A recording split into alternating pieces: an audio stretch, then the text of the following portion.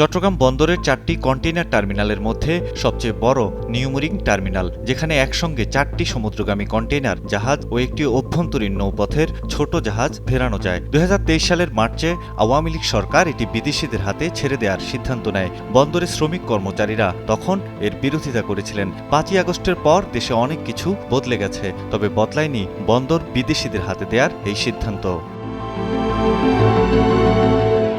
গণমাধ্যমে প্রকাশিত খবরে বলা হয়, সংযুক্ত আরব আমিরাতের ডিপি ওয়ার্ল্ডকে সরকারি বেসরকারি অংশীদারিত্বের মাধ্যমে টার্মিনাল পরিচালনার ভার দেওয়ার প্রক্রিয়া চলছে। সব ঠিক থাকলে নভেম্বরে ডিপি ওয়ার্ল্ডের সঙ্গে কনসেশন চুক্তি হবে। চুক্তির পরেই তারা টার্মিনালে কন্টেইনার ওঠানামার মাশুল আদায় করবে, লোকবল নিয়োগ দেবে, তবে বন্দরকে এককালীন, বার্ষিক ও কন্টেইনার প্রতি অর্থ দেবে। বন্দর সংশ্লিষ্ট অনেকেই বলছেন, টার্মিনালটিতে দেশের টাকায় জেটি নির্মাণ ও যন্ত্রপাতি কেনা হয়েছে। জাহাজ থেকে কন্টেইনার ওঠানো নামানোর অত্যাধুনিক সব যন্ত্রপাতিও রয়েছে এখানে। বন্দর কর্তৃপক্ষ দরপত্রের মাধ্যমে দেশীয় প্রতিষ্ঠানকে দিয়ে টার্মিনাল পরিচালনা করছে। এখানে 1000-এর মতো শ্রমিক রয়েছেন। এই ঈদে জামা জুতো অ্যাক্সেসরিজের ডিসকাউন্ট। অনেকে বলছেন, টার্মিনালে ইতোমধ্যে সব প্রয়োজনীয় আধুনিক যন্ত্রপাতি রয়েছে, যা ব্যবহার করে দেশীয় প্রতিষ্ঠান দক্ষতার সঙ্গে কন্টেইনার ওঠানামা করছে।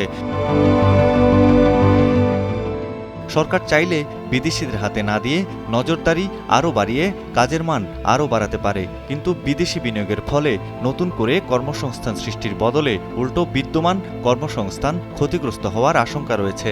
এছাড়া জাতীয় নিরাপত্তার সম্পর্ক রয়েছে। জাতীয় নিরাপত্তা ও ভূরাজনৈতিক বিবেচনায় ডিপি ওয়ার্ল্ডকে 2006 সালে যুক্তরাষ্ট্র টার্মিনাল পরিচালনার সুযোগ দেয়নি। জ্বালানি, পরিবেশ ও উন্নয়ন অর্থনীতি বিষয়ক লেখক কল্লোল মোস্তফা বিদ্যুৎ বলেছেন, বিশ্বজুড়ে বন্দরের ব্যবস্থাপনা ও কর্তৃত্বকে আর 10টা সাধারণ বিনিয়োগের মতো দেখা হয় না। বিদেশি কোম্পানির মালিকানা নানা কারণে পরিবর্তন হতে পারে। মালিকানা পরিবর্তন হলে বন্দর পরিচালনার কর্তৃত্ব কার হাতে গিয়ে পড়ে তা নিয়েও রয়েছে ঝুঁকি। তিনি আরও জানান, দেশে প্রথমবারের মতো চট্টগ্রাম বন্দরের একটি টার্মিনাল সৌদি আরবের প্রতিষ্ঠান রেড সি গেটওয়ে টার্মিনাল ইন্টারন্যাশনালকে পরিচালনার দায়িত্ব দেওয়া হয় 2024 সালের জুনে। সেখানে 10 মাসেও প্রতিশ্রুত বিনিয়োগ হয়নি। প্রত্যাশার মাত্র 12% কন্টেইনার হ্যান্ডেলিং করছে এ টার্মিনাল। কাজেই বিদেশি প্রতিষ্ঠানের হাতে বন্দর পরিচালনার ভার তুলে দিলেই যে লাভজনক হবে এবং দেশের স্বার্থ রক্ষা হবে তার কোনো নিশ্চয়তা নেই।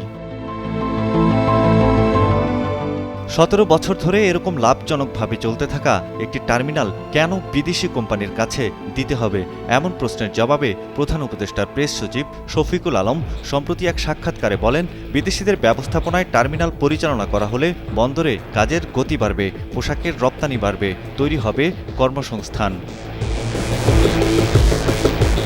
এদিকে চট্টগ্রাম বন্দর ব্যবস্থাপনা বিদেশি কোম্পানিকে দেয়ার বৈধতা চ্যালেঞ্জ করে হাইকোর্টে রিট করা হয়েছে। আগামী রোববার রিটের শুনানি হতে পারে। সৈয়দ মাহমুদ, কালের কণ্ঠ।